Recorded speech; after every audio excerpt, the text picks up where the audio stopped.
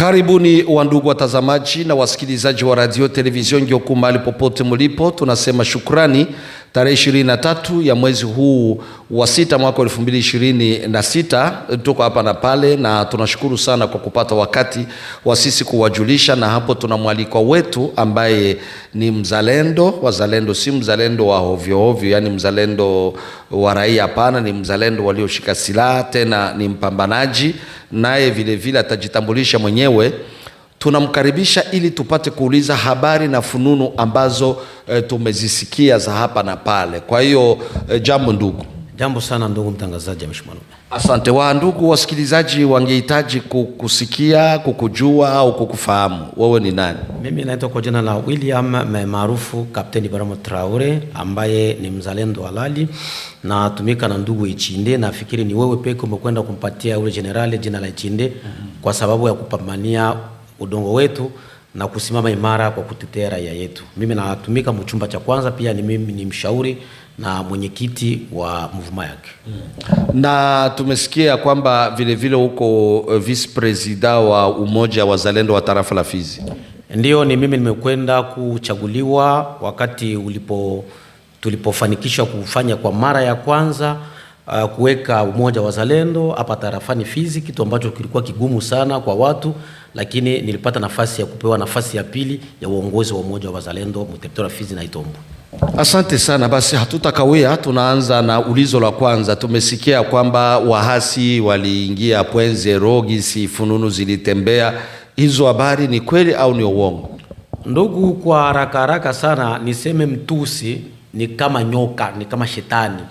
Mimi nakumbuka hii mara mingi nakuwa nasema sana, wakati Mungu alituma Musa aende kukomboa wana wa Israeli, alimwambia unaenda kumuona Farao, lakini nitafanya moyo wa Farao kuwa mgumu. Na ndio hicho ambacho tunakwenda kuishi leo. Mtusi anakwenda kutumikisha mbinu za uongo. Leo tunaita ni intelligence artificielle. Maana yake nini? Ni mamontage. Wao baada ya kuona wameshindwa, hakuna tena jinsi, wamekamata maimage pale, ndio wanakuwa wanamonte leo kusema leo tuko fasi fulani. Sasa kwa nini na sisi zile image ambazo ziko zinatoka wapi kama zitoke Minembwe? Ni uongo mtupu ndugu mtangazaji. Tunashukuru sana. Ni kusema hakika Point Zero iko mumikono mwa serikali pamoja na wazalendo. Hata Minembwe hapo tunaposema tuna uhakika ya kwamba wahasi wako Awela ni kilometre 5 na Minembwe. Si karibu, ni serikali lingali pale pamoja na wazalendo. Basi tungependelea tujue mkutano ambao ulifanyika Goma ya wahasi juu ya kuja huko upande wa Sud Kivu. Hizo habari zilikuwa namna gani? Ndugu mtangazaji, nirudilie kidogo tena. Wakati wahasi tuliwachapa vizuri sana pale Uvira, watu wakasema kwamba wamejitosha, retrait strategique, walitoka kwa hiari yao. Ni uongo mtupu. Waasi walipigwa mzuri, nafikiri wao walikuwa Mutere wakati walikuwa napigwa.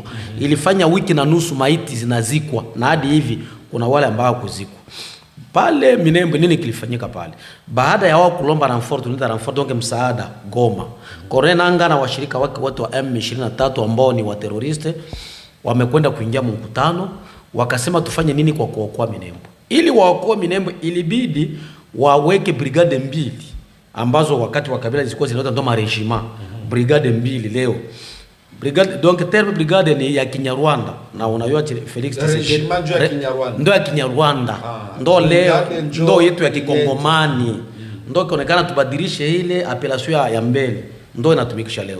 Sasa wakasema pour que tuende renforcer Minembwe, ila fali kupatikana brigade mbili ambazo watatosha muzile eneo ambao wanashika wao. Sasa wakajikuta huko Kiswahili wanaita utandawazi. Tukitosha, donc il faut baache kwanza zile eneo wakiwa renforcer. Asante, kwa sababu tuko en direct radio television Ngyoku. Kuna watu ambao wanatuita en direct, tunasema hatuweke simu kwa kuita kwa sasa, mnaweza ita baadaye.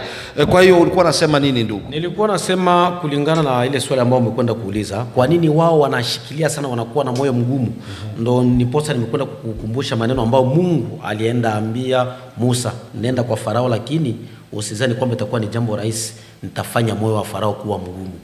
Ndugu mtangazaji, acha niambie kwanza watu fulani ambao wanakwenda kusema kwa nini mnashika Minembwe na tunasikia Wanyarwanda wangali tu Minembwe, hamuue wale watu wote. mambo inakwenda munyakati. Wanyarwanda ndio walikwenda tuseme Kifaransa walituprofite wao ile wakati hakukuwa mambo ya droit de l'homme wala mengine, lakini sisi leo tunaangaliwa na ulimwengu wote unakwenda kutuangalia. Wakati ile hakukuwa hata image ya internet ya nini na nini, lakini leo ukifanya kadogo ulimwengu unakwenda kutangaza sana. Ndio maana sisi tunakwenda kujibana kidogo, lakini ushindi ni wetu na wao. Wale watu kitu ambao wanajiuliza wakiacha wataenda wapi? Ni mabaya ambao wamekwenda kutufanyia. Ndio maana wanakwenda kusema tukiacha tu hivi fasilema, wako na wasiwasi kwamba yale maovu ambao wamekwenda kutufanyia inaweza kuwarudilia. Ile mauaji ya mamasakre, Makobola, wapi, Kasika, kubaka etu kwa nguruwe sehemu nyingi sana kule, ndo wanakwenda kuhofia. Wanafikiri kwamba sisi tutalipiza kisasi, lakini sisi lengo letu kama ni kusema wale watakaotaka kutoka nje kwa wazi watoke, lakini watakaobaki tutapambana nao na tutaonesha kwamba yale yaliyotabiriwa na manabii na wazungu na watu weusi na Mariamu ambao ni Mnyarwanda mwenzao mama yao ambao walimuua yatakwenda kutimia tu. Kuna kuwa na ulizo hawa wanajiita kwamba Wanyamulenga, angalau Wanyamulenga hawakuwake mtarafu la Fizi. Sasa je, kweli kabisa wale Watusi Wanyarwanda wanasema Minembwe ni kwao? Unaweza sema nini wewe kama vile mtoto wa Itombwe? Mimi kama mtoto wa Itombwe ambaye anayua Itombwe kwanza ni nchi yetu sisi ambao Wasimunyaka ni eneo zetu, nafikiri ni uongo mtupu wao. Ndugu, mimi nafikiri wakati tulikuwa tungali watoto tulikuwa tunasema Banyarwanda bankalinga bachuka kenge bantaola, na walikuwa naitika hiyo jina. Kwa nini sasa hiyo jina ikwende kubadilika mwema siku? Ni kusema kwamba wao hawana uaminifu wa mambo ambayo wanafanya. Ya kwanza ile. Ya pili, tuambie sehemu gani ambako na shefiri groupement, parce que groupement ndo mwanzo wa udongo. Sasa tuambie mu territoire ya Fizi hata Uvira sehemu gani ambako kuko chef de groupement wa Banyarwanda wanaojiita Watusi. Kwa nini watu wanasema tunanyang'anywa udongo wetu? Notable haiko mwenye udongo. Udongo unaanza kushefiri, unapandisha. Udongo ni wetu, acha tutetelee hadi dakika za mwisho ndugu. Ile ni kweli. Kwa kumalizia tungependa kuuliza kuhusu wazalendo. Tunaona leo wazalendo wanakuwa na umoja chini ya uongozi wa mbeba maono Amuri William Yakutumba. Makundi zote ziko pamoja na wanapambana kwa kufanya hivyo vita. Sasa kwa kumalizia, unaweza sema nini kwa wandugu? Sababu tunaona serikali haisapoti 100% wazalendo. Na kwa leo Radio Ngyokunjwi inafanya miradi wengine wanashakia. Kwa kifupi, unaweza sema nini kwa wandugu ambao wako wanatufuata en direct, wako sehemu mbalimbali kuhusu je, serikali inawasapoti 100%, chakula, dawa, silaha, masase, kila kitu kinahitajika kwa wazalendo, serikali inawasapoti au? Mimi nitakwenda kujibu swali lako na mfano. Waswahili wa Faransa wanasema qui vient nous soncher la qui dérange. Mtu akitaka kukuchafulia tu jina lako haze kosa sababu. Kazi ambayo mmekwenda kuifanya hapa si kazi rahisi, wengi wamekwenda kupata wivu. Tatizo yetu sisi niseme sisi Wabembe au Wabantu tuko na tatizo moja ndugu yangu, tofauti na wenzetu Watusi. Watusi hata kama mmoja anaweza kuwa Marekani, mwingine Minembwe, mwingine siwe Mikenge, mwingine Bukavu, mewana wazo hili moja.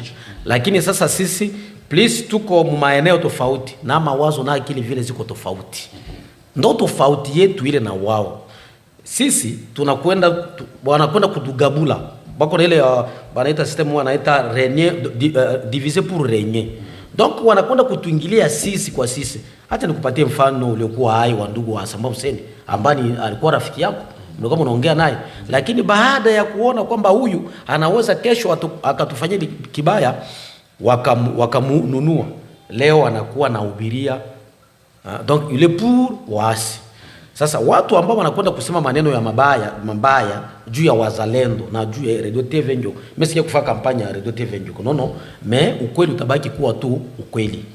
Ni kwamba sisi tumekwenda kugabulana. Serikali na wasapoti. Serikali hatuna hata msaada mmoja. Acha nikwambie mfano, hata kama hairuhusiwi kusema, niseme watoto wetu ambao wameumia hivi mwe vita hii ya juzi ambao wamepigwa na drone.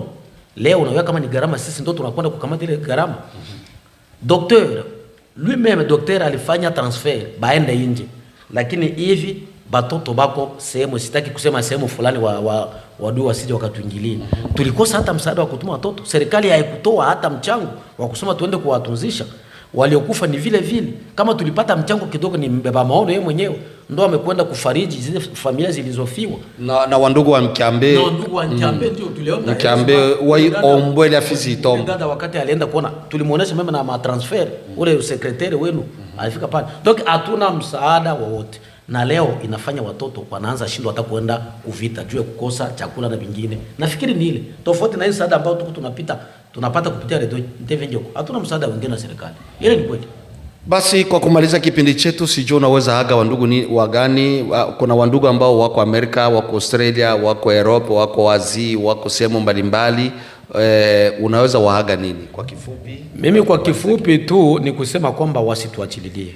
Sababu leo kama tulifika mkufika Minembwe, tuseme ukweli. Mungu wetu alitusaidia, nguvu zetu zilitusaidia, udongo, ninyi watu wa Radio TV Njoko ambao mlikuwa mnahamasisha, pia vraiment au moins à 50% wenzetu wa diaspora chakula ambao walipatia maguru na vingine la biliisha.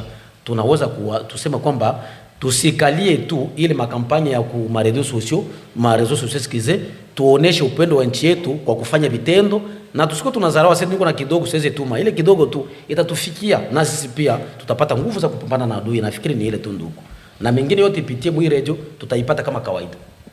Tunashukuru sana wandugu wasikilizaji na watazamaji wa Radio Television Njoko Officiel. Asante kwa kuwa kipindi chetu cha Wazalendo tutakuwa tunawahoji. Yeye ni mpambanaji, tena ni kiongozi, tena ni vice president wa Umoja wa Wazalendo wa tarafa la Fizi. Tunashukuru sana ndugu Hamisi Manu Ebiosa. Ciao.